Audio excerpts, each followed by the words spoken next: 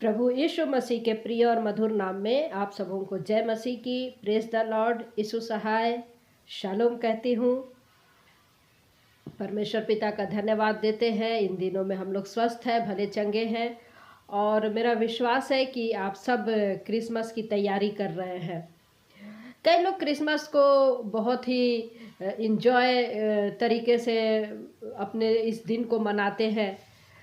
Christmas आया, धूम धड़ाका करना है, मौज मस्ती करना है, शॉपिंग करना है, मार्केटिंग करना है, वगैरह वगैरह, गिफ्ट देना है। इस तरीके से लोग क्रिसमस को पेश करते हैं। खरीदारी करना है। कई लोग हम देखते हैं कि स्वर्गदूतों की बात करते हैं, तारे की बात करते हैं, घर को सजाने की बात करते हैं, पकवान बनाते हैं। तरह तरह के ये जो सीजन है, इसको हम सीजन ही कहेंगे, और इन्जॉयमेंट करते हैं, गलत तरीके से पेश करते हैं। लेकिन थोड़े से यदि हम अपने घर से या अपने पर्सनल इस तरीके के चकाचौंध से हट करके यदि हम देखें तो आज जो दुनिया में हो रहा है, इतनी तबाही, इतनी भयंकरता, इतनी भयानकता को हम लोग देखते हैं, जो संसार में हम लोग देखते हैं। किसी भी चीज़ में हम परफेक्ट नहीं देखते हैं। किसी भी चीज़ को हम परफेक्ट नहीं देखते हैं, चाहे अपने इर्द गिर्द देख लीजिए या फिर दुनिया में देख लीजिए, अपने देश में देख लीजिए। तो इन सब तमाम चीज़ों के बावजूद, या फिर आप अपने जीवन में भी देख लीजिए, घर में देख लीजिए, अनिश्चितता है, परेशानियां है, बहुत सारे परिवार के दबाव है, घर के हैं, ऑफिस के हैं, अपने जीवन में है, खुद के जीवन में है। इन सब चीज़ों के बावजूद क्रिसमस क्या लेकर के आता है? प्रेम का संदेश लेकर के आता है। क्रिसमस क्या लेकर के आता है? एक शांति का संदेश लेकर के आता है। क्रिसमस क्या लेकर के आता है? आशा का संदेश लेकर के आता है। तो मेरे प्रियो, क्रिसमस जब हम लोग इन दिनों में क्रिसमस की देख रहे हैं, प्रभु यीशु मसीह के जन्म के उत्सव को देख रहे हैं, और हम मसीही जगत जो है बहुत ही आनंदित है, क्योंकि यदि प्रभु यीशु मसीह नहीं होता, इस धरती पर नहीं आता, तो हमारा परमेश्वर के साथ मेल मिलाप नहीं होता। प्रभु यीशु मसीह ने परमेश्वर की पहचान बताई है। जितनों ने उसे ग्रहण किया, उतने ने उसको अपने संतान होने का अधिकार दिया। हम लोग देखते हैं कि प्रभु यीशु मसीह किस प्रकार से जन्म लिया। इतने महान और इतने शक्तिशाली स्वयं परमेश्वर होकर के भी अपने आप को शून्य किया। उसने अपनी महिमा को छोड़ दिया, उसने अपनी शक्ति को त्याग दिया, और हमारे ही समान एक साधारण मनुष्य, वो 100% मनुष्य और 100% परमेश्वर था। और हम लोग देखते हैं कि हमारे ही जैसा वो दुख सुख मनुष्य था। इसीलिए यूहन्ना क्या कहता है कि वचन देहधारी हुआ और वो हमारे बीच में डेरा किया, और हमने उसकी ऐसी महिमा देखी जैसे एक लौते पुत्र की महिमा। यूहन्ना हम लोग देखते हैं। तो ये जो क्रिसमस है, क्रिसमस का जो शुभ संदेश है, ये शुभ संदेश क्या है आज हमारे लिए?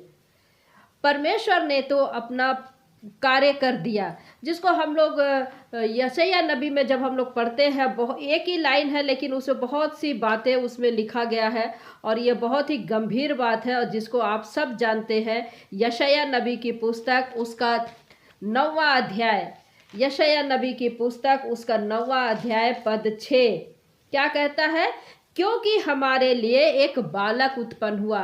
यह क्योंकि किसके लिए? हमारे, अर्थात ये इजराइलियों के लिए बात कही जा रही है। इजराइलियों के लिए एक बालक उत्पन्न हुआ, और हमें एक पुत्र दिया गया, अर्थात हमें एक पुत्र दिया गया। आज जो हम पूरे मानव जाति है, हम मनुष्यों को एक पुत्र दिया गया, जो हम उसको ग्रहण करके लेपालक पुत्र और पुत्री कहलाते हैं। हमारे लिए, पूरे जगत के लिए उसने पुत्र दिया। और तीसरी बात क्या देखते हम लोग? और प्रभुता उसके कांधे पर होगी। प्रभुता उसके कांधे पर होगी, अर्थात हम लोग देखते कि चाहे आप कुछ भी बोल ले, प्रभु यीशु मसीह ही प्रभुता करता है इस पूरे जगत में। इस पूरे जगत में आज चाहे आप हिंदू हो, चाहे मुस्लिम हो, चाहे सिख हो, चाहे बौद्धिस्ट हो, कोई भी हो, आप अनजाने में ही प्रभु यीशु मसीह के नाम से चलते हैं। अब आप पूछेंगे हम कैसे चलते हैं? आप बीसी जानते हैं, आप बीसी को लेके चलते हैं, एडी को लेकर के चलते हैं, और कुछ नहीं तो दिन तारीख को लेकर के प्रतिदिन चलते हैं, और कुछ नहीं तो आप अपने जन्मदिन को मनाते हैं। ये सब प्रभु यीशु मसीह के जन्म से संबंधित रखता है। आप दिन तारीख को हटा नहीं सकते अपने जीवन से। तो प्रभु यीशु मसीह इतने महत्वपूर्ण व्यक्ति पूरे जगत के लिए, आप इसको माने ना माने, लेकिन ऐतिहासिक सच्चाई यही है। ऐतिहासिक सच्चाई यही है कि उसने अपनी महिमा को छोड़ करके इस धरती पर आया। इसलिए यूहन्ना कहता है कि हमने उसकी ऐसी महिमा देखी जैसे एक लौते पुत्र की महिमा। तो प्रभु यीशु मसीह का क्रूस का संदेश या जन्म का संदेश परमेश्वर ने तो अपने पुत्र को हमको दे दिया। अब हमको क्या करना है? हमको क्या करना है? देखिए, हम इफिसियों की पत्री में जब हम लोग देखते हैं, इफिसियों की पत्री बाइबल में लिखा है, इफिसियों की पत्री उसका दूसरा अध्याय, इफिसियों की पत्री दूसरा अध्याय हमको बहुत अच्छा लगता है। ये हम मनुष्यों के जीवन से संबंधित, किस प्रकार से हम पाप में डूबे हुए थे, किस प्रकार से हम अज्ञानता में थे, किस प्रकार से हम संसारिकता में व्यस्त थे, किस प्रकार पे हम मृत्यु की ओर जा रहे थे। लेकिन परमेश्वर ने हमको जिलाया और हमको अपने मरे हुए और अपराध की स्थिति से उसने हमको बाहर निकाला। जबकि हम मरे हुए थे, अपराध में थे, पापों में थे, और हम संसार की रीति पर चलते थे। हमको समझ में नहीं आता था सही क्या है, गलत क्या है। किंतु परमेश्वर का अनुग्रह हम पर हुआ। क्या कहता है पद 5 में? जब हम अपराधों के कारण मरे हुए थे तो हमें मसीह के साथ जिलाया, अनुग्रह ही से तुम्हारा उद्धार हुआ है, और मसीह यीशु में उसके साथ उठाया और स्वर्गीय स्थान में लिए चलता है। तो ये परमेश्वर की महानता है कि वो हमको अपने संग संग लिए चलता है। लेकिन इसके लिए जरूरी है कि हम सच्चे मन से पश्चाताप करें, सच्चे मन से पश्चाताप करें और प्रभु यीशु मसीह को अपना उद्धारकर्ता के रूप में ग्रहण करें। और वही एक उद्धार करता है जो पूरे मानव जाति का उद्धार करता है। मेरे प्रियो, हम लोग देखते हैं कि मसीह ने हमको जिलाया और स्वर्गीय स्थानों में ले चला। तो मेरे प्रियो, जब हम सच्चे मन से अंगीकार करते हैं, अपने पापों का अंगीकार करते कि प्रभु सचमुच में मैं गलत था, मैं गलत थी, मैंने इस जगह पर पाप किया है, मैंने तेरे विरुद्ध बहुत से कार्य किए हैं, और जब हम सच्चे हृदय से पश्चाताप करते हैं, भजनकार क्या कहता है? वो टूटे हुए हृदय को तुच्छ नहीं जानता है। टूटे हुए हृदय को वो तुच्छ नहीं जानता और वो हमको ग्रहण करता है। लेकिन हो सकता है कि कईयों के लिए ये बकवास की बातें हो, फालतू की बातें हो, क्योंकि यहाँ पर हमको वचन बताता है 1 कुरिन्थी 1 अध्याय 18 पद में, क्योंकि क्रूस की कथा नाश होने वालों के लिए मूर्खता है, परंतु हम उद्धार पाने वालों के लिए परमेश्वर की सामर्थ है। तो प्रभु यीशु मसीह के पास में जब तक हम पश्चाताप करके नहीं आएंगे, प्रभु परमेश्वर को हम उद्धारकर्ता करके ग्रहण नहीं करेंगे, हमारे पाप क्षमा नहीं होंगे। और यदि मनुष्य इसको व्यर्थ समझता है तो व्यर्थ समझे, यदि इसको बेकार समझता है या मूर्खतापूर्ण बातें समझता है तो ये आपके ऊपर डिपेंड करता है। लेकिन सच्चाई यही है कि प्रभु यीशु मसीह इस धरती पर आया और इसी के कारण आप अपने दिन तारीख को तय करते हैं। मूर्खों के लिए ये बातें क्या है?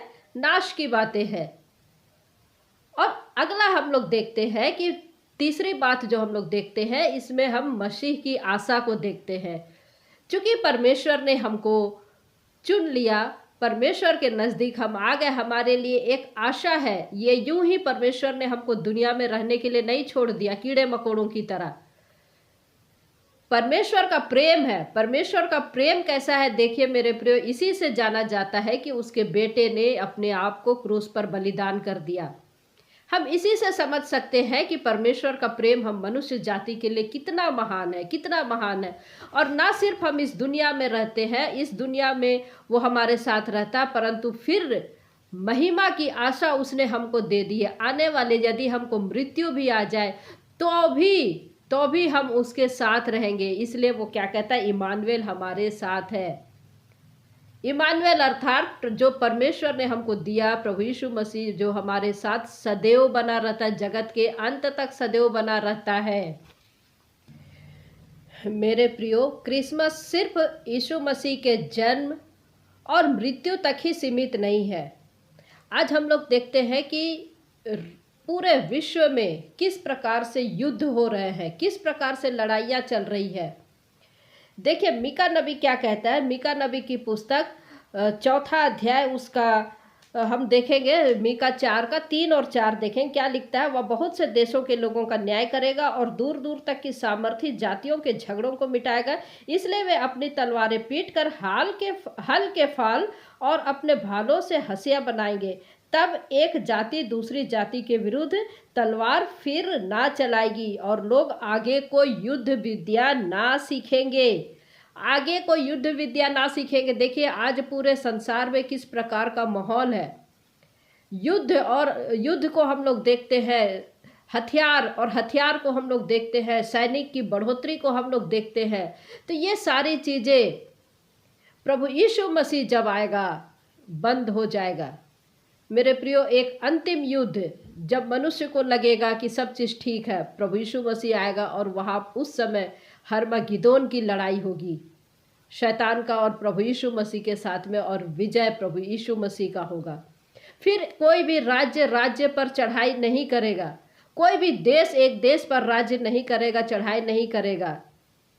और इसलिए प्रभु यीशु मसीह ने जो हमको सिखाया है प्रार्थना करना, तेरा राज्य आए, तेरी इच्छा जैसे स्वर्ग में पूरी होती है वैसे इस पृथ्वी पर भी पूरी हो।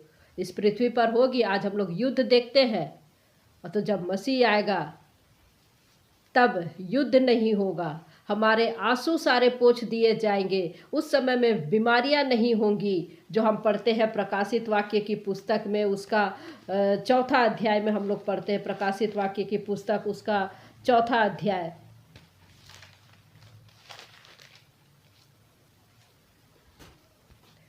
माफ़ कीजिएगा, प्रकाशित वाक्य की पुस्तक उसका 21 अध्याय और उसका 4 पद।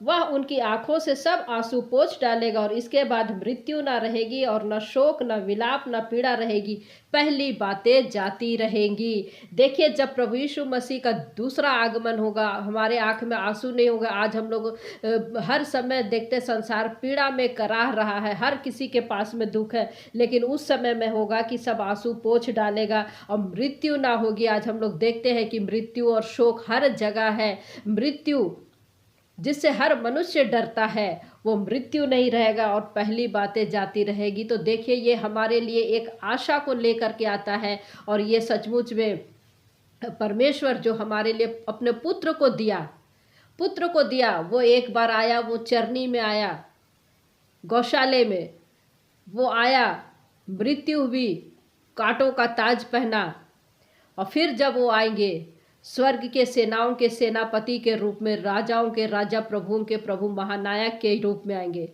तो मेरे प्रियो, इस संसार में आज हम लोग जो देखते हैं कि किस प्रकार से संसार जिस प्रकार की भयानक स्थिति आज हम लोग देखते हैं, इस जगह पर परमेश्वर हमको शांति देंगे, अस्थाई शांति देंगे, और सामाजिक व्यवस्था जो छिन्न भिन्न है ये सारी चीज़ें